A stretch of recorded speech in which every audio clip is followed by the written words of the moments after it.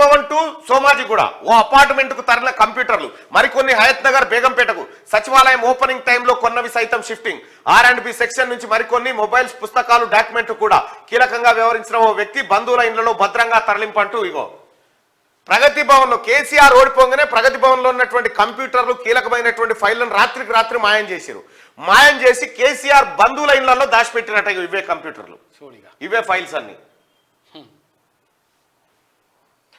రాష్ట్రంలో గత నెల అసెంబ్లీ ఎన్నికల ఫలితాలు వెలువడిన డిసెంబర్ 3, 2023 గంటల వ్యవధిలో సెక్రటేరియట్ లో ప్రగతి భవన్ లో ఏం జరిగిందనేది ఇప్పటికీ రహస్యంగానే ఉండిపోయింది.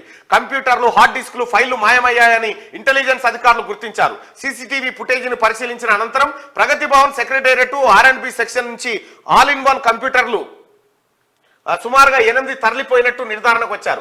ఈ మొత్తం వ్యవహారం ఎవరి చేతుల మీదుగా జరిగింది, వాటిని ఎక్కడికి తరలించారనేది మాత్రం రహస్యంగానే ఉండిపోయింది. అందులో కొన్ని కంప్యూటర్లు సోమాజిగూడలోని ఒక అపార్ట్మెంట్ కు, హయత్ నగర్ ఆర్టీసీ కాలనీలోని ఒక ఇంటికి, బేగంపేటలోని మరో ఇంటికి భద్రంగా తరలించినట్టు ప్రాథమిక సమాచారం.